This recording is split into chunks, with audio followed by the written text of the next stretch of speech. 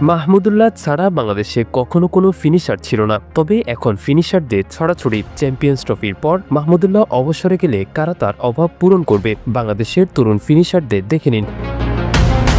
প্রথমে আসবে জাকের আলীর নাম। বিশ্বমানের একজন ফিনিশারের জবাবটা বাংলাদেশের ক্রিকেটে ছিল। জাকের আলীর মাধ্যমে তা পূরণ হয়েছে।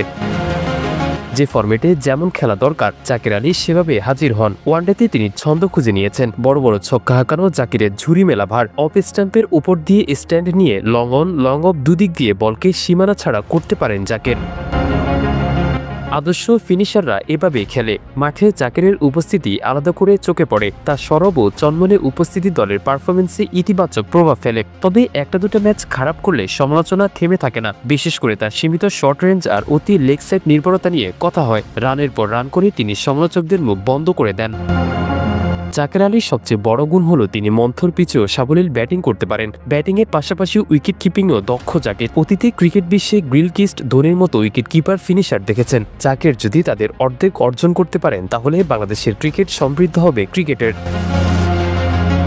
মিস্টার ডিপেন্ডেবল মুশফিকুর রহিমের মতোই হতে চান জাকের। দেশের এই নির্ভরযোগ্য ব্যাটসম্যানের জীবনযাপন, কঠোর পরিশ্রম আর পেশাদার মানসিকতায় মুগ্ধ জাকের। তাই তিনি স্বপ্ন দেখেন একদিন দেশের সেরা ব্যাটসম্যানদের কাতারে তিনি নাম লেখাবেন। তেমনি আরেক তরুণ উদীয়মান ক্রিকেটার হলেন শামীম হোসেন পাটোয়ারি। একসময় যিনি ট্রোলের শিকার হয়েছিলেন ভাত শামীম নামে।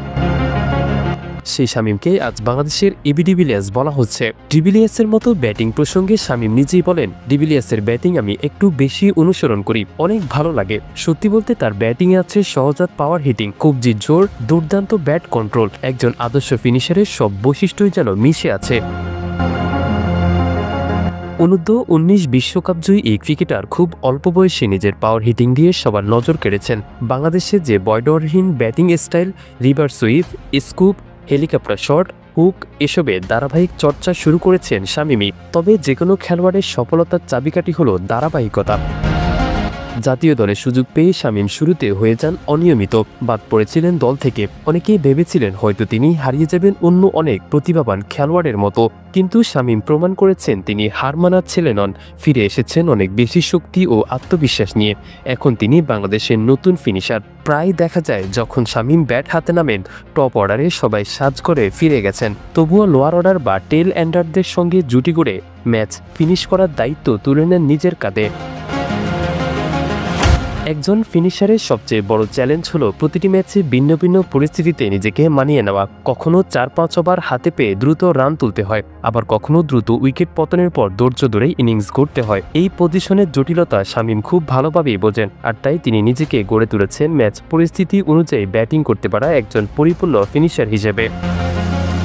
ফিনিশার হিসেবে মাহিদুল ইসলাম অঙ্কন কিছুটা আন্ডারলাইটেড। তরুণ এই ব্যাটসম্যানের মাসেল পাওয়ার নেই, সুঠাম দেহও নেই, কিন্তু তিনি ছক্কা হাঁকান ক্যারিবিয়ান স্টাইলে। ছিপছিপে শরীর নিয়েও 22 গজের জ্বর বইয়ে দেন। বিপর্যয়ের মুখে যেমন ধরে খেলতে পারেন, আবার প্রয়োজনে তাগিদে দ্রুত রানও তুলতে পারেন। এটাই তার ব্যাটিংয়ের সবচেয়ে বড় বৈশিষ্ট্য।